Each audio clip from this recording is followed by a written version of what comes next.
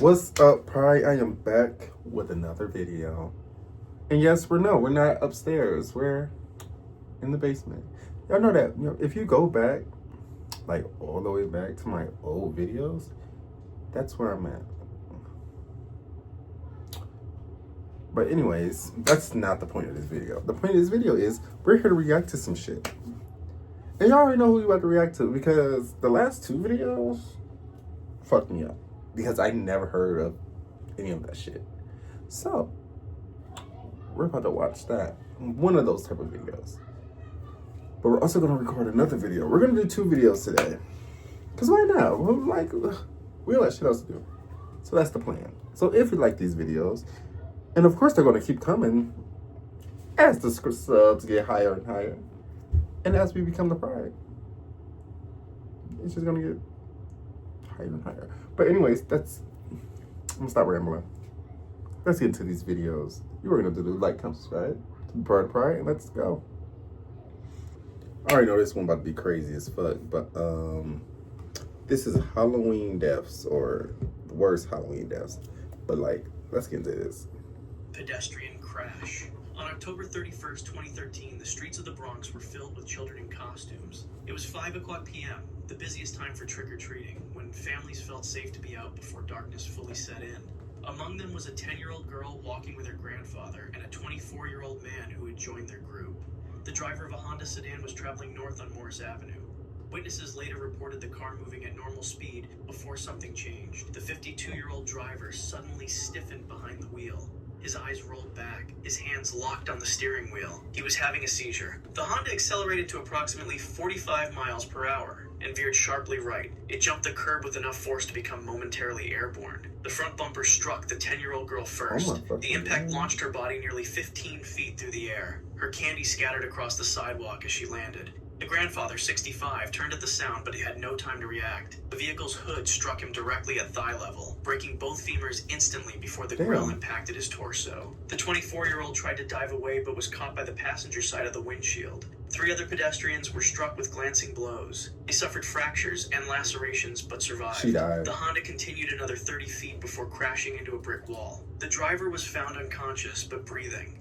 First responders arrived within minutes. The 10-year-old girl was pronounced dead at the scene, her Spider-Girl costume soaked with blood. Her grandfather died en route to the hospital from massive internal bleeding. The 24-year-old survived for 47 minutes in emergency surgery before succumbing to a ruptured aorta. Toxicology reports later confirmed the driver had no drugs or alcohol in his system. The medical examiner determined he had experienced an unexpected grand mal seizure. No criminal charges were filed. The 3 victims had simply been in the wrong place at precisely the wrong moment. Spidey costume victim. On October 31st, 2010, Aaron Shannon Jr. was celebrating Halloween in the backyard of his family's South Los Angeles home. The 5-year-old boy was proudly showing off his new Spider-Man costume to his relatives. His grandfather, uncles, and father watched as he posed and jumped, mimicking his superhero idol. The mask was pushed up on his head so everyone could see his smile. At 2:05 p.m., 2 men appeared in the alleyway behind the property. They were members of a local gang looking for rivals who supposedly lived nearby. Neither had any connection to the Shannon family. The men paused, observing the backyard scene for approximately 15 seconds. Without warning, one of the men raised a .22 caliber handgun and fired multiple shots into the yard. The first bullet struck Aaron in the back of his head as he was mid-jump, showing off a Spider-Man move. The round penetrated his skull and fragmented inside his brain. 4 other bullets hit various family members. His grandfather took a round to the wrist. His uncle was struck in the leg. Aaron collapsed instantly, the red parts of his costume now indistinguishable from the blood spreading across the fabric. His family, themselves injured, rushed to his side. His father cradled the boy's head, desperately trying to stop the bleeding with his bare hands. The Spider-Man mask was still partially on his face, now soaked crimson. Paramedics arrived 6 minutes after the 911 call. Aaron was still breathing, but unresponsive. His pupils were fixed and dilated.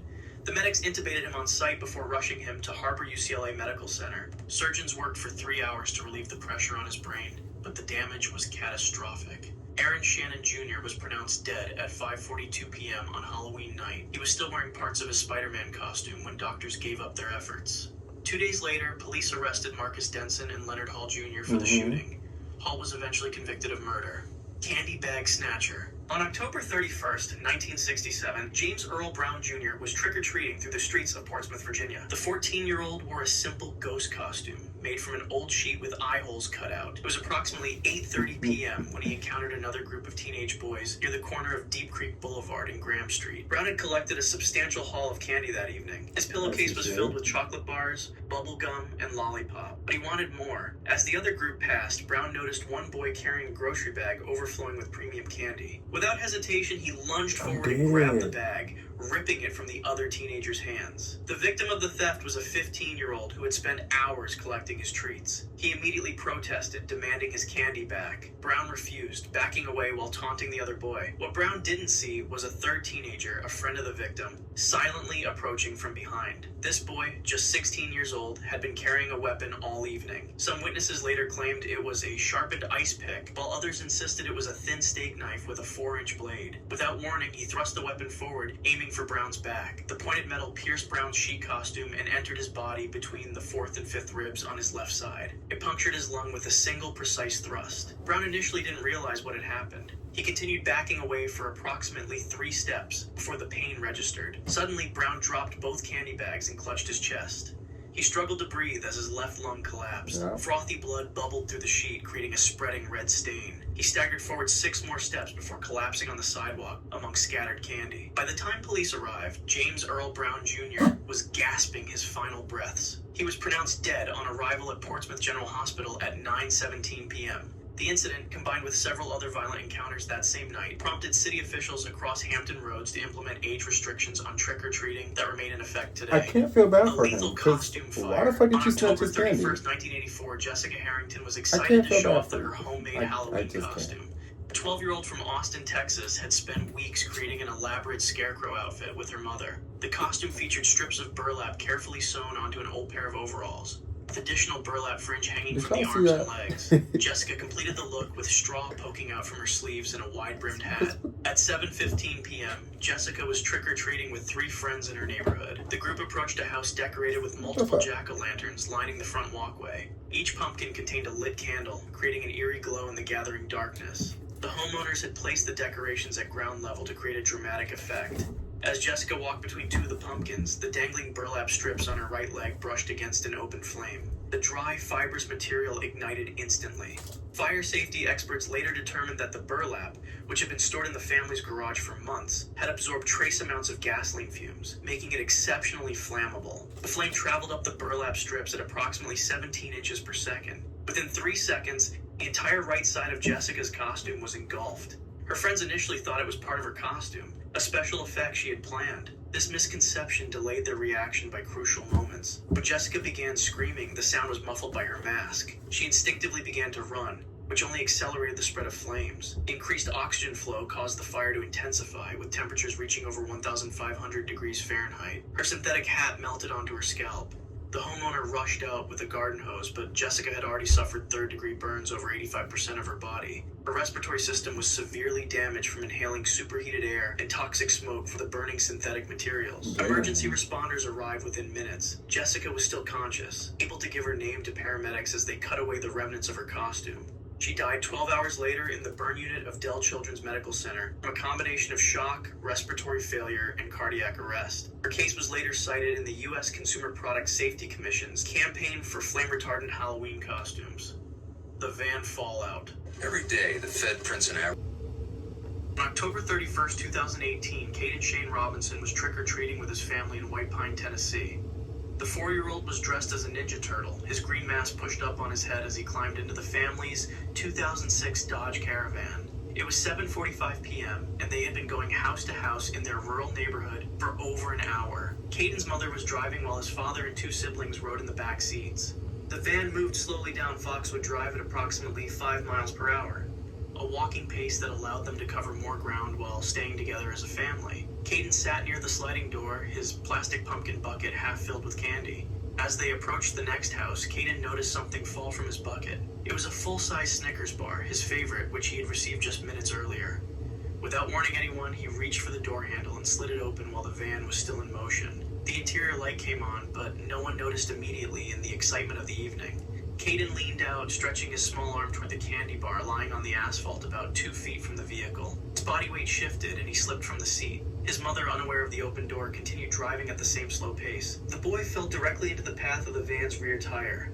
The right rear wheel, bearing approximately 1,200 pounds of the vehicle's weight, rolled over his chest and abdomen. Pressure was equivalent to being crushed between two concrete slabs. His ribs splintered instantly, driving bone fragments into his lungs and heart. His father saw the open door and turned just as Caden fell. His scream alerted the mother, who slammed on the brakes, but it was already too late. The van had moved only 6 inches after running over the boy, coming to a complete stop with the tire still partially on Caden's body. Neighbors rushed from their homes, one performing CPR while another called 911. Paramedics arrived 7 minutes later, but Caden had suffered catastrophic internal injuries. The traumatic asphyxiation and blood loss had been immediate and overwhelming. He was pronounced dead at the scene, his Ninja Turtle mask and scattered candy illuminated by the flashing emergency lights.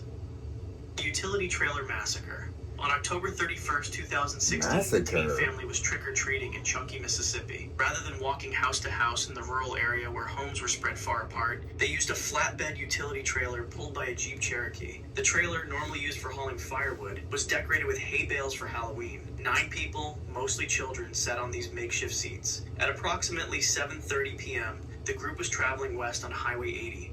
A narrow 2-lane road with no shoulder. The trailer had reflective tape but no lights of its own. It relied on the Jeep's taillights for visibility. Among the passengers were 3 children, 7-year-old Christina, 9-year-old Bailey, and 8-year-old Brooke. All 3 wore princess costumes with reflective trim. The night was particularly dark with no moonlight. A heavy fog had settled in the low-lying areas of the road. The Jeep was moving at approximately 15 miles per hour. Slow enough for safety, but fast enough to cover ground between distant houses. As they approached a slight curve, a Ford F-150 pickup truck appeared behind them.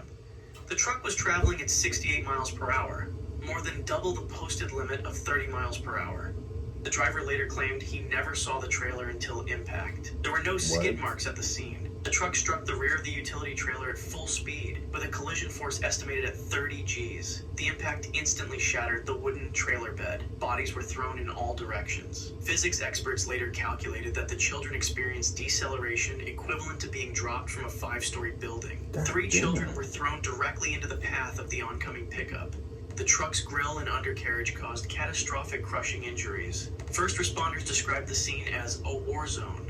Candy wrappers, plastic pumpkins, and fragments of costumes were scattered across 120 feet of highway. Emergency medical technicians found lifesavers and Milky Way bars mixed with blood on the asphalt. Christina died instantly from multiple traumatic injuries, including severed spinal cord and skull fracture. Bailey survived for 17 minutes, bleeding internally from a lacerated liver and ruptured spleen.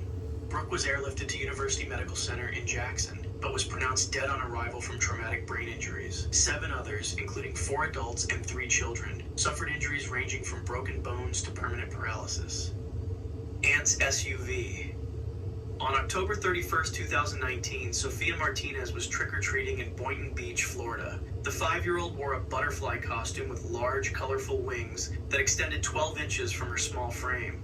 She had been excited about Halloween for weeks, practicing how she would flutter from house to house collecting candy. Sophia's group included her 2 older brothers, a cousin, and several neighborhood children, all supervised by her mother. Her aunt, Maria Gonzalez, followed slowly in her 2017 Chevrolet Tahoe, carrying extra water bottles and serving as a mobile rest stop for tired children. The SUV crept along at walking speed, approximately 3 to 5 miles per hour, staying about 20 feet behind the group.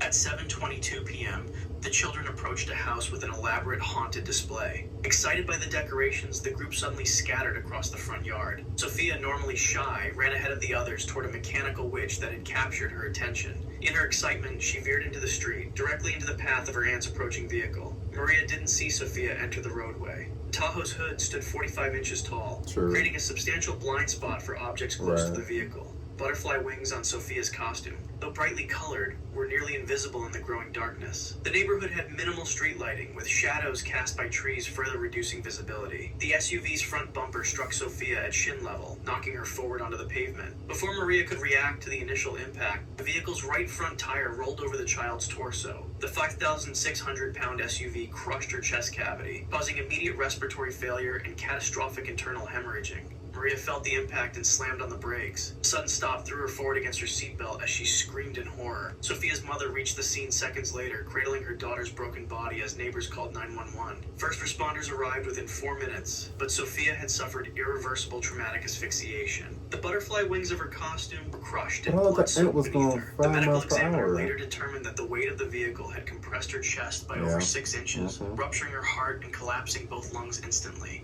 Sophia was pronounced dead at Delray Medical Center at 8:03 p.m.